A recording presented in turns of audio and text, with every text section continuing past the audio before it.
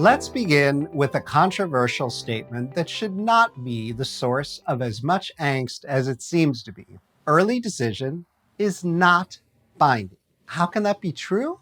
Well, ask the National Association of College Admissions Counselors. That's the membership organization that most enrollment management officials and thousands of high school-based counselors belong to.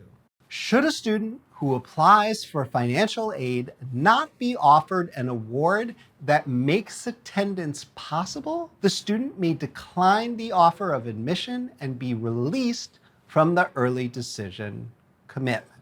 So there you have it.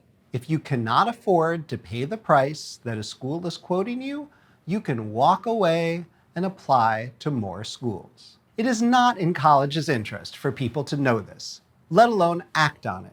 So they often don't say anything about it. A few years ago, I caught NYU posting outright falsehoods about early decision on its admissions office page.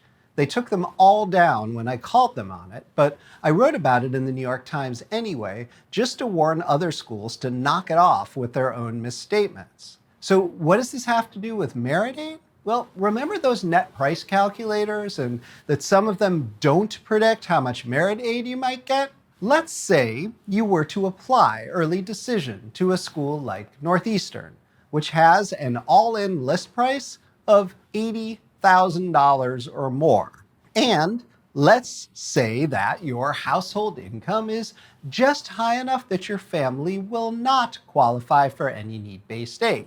But you live in a high-cost area. The younger of your two children goes to a tuition-charging parochial school and plays travel soccer, and the family just can't afford to send $80,000 to Northeastern each year, no matter what figure the financial aid forms spit out.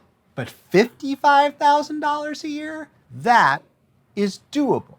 So a family like this needs merit aid to make it all work. Northeastern is the applicant's first choice. Early decision may have the best odds for admission. So here's my take on this.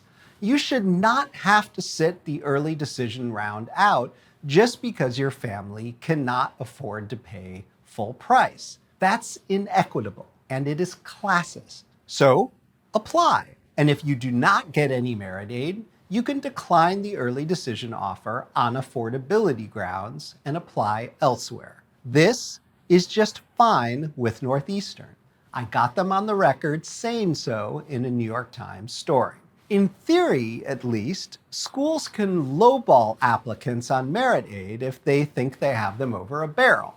After all, if you worked in enrollment management, wouldn't you save your discounting budget for people who had not raised their hands and said that your school is their first choice? Here, we should tip our cap to Tulane, its mangled syntax aside. While early decision students are still considered for merit aid, but to be honest, that pool of money is smaller and merit scholarships are less common for these students. There is not enough public data to know how many other schools lowball their merit aid offers during the early application rounds. If you are concerned, just ask a school before applying early whether average merit aid awards are lower for people who apply early decision or early action. This is a perfectly reasonable question.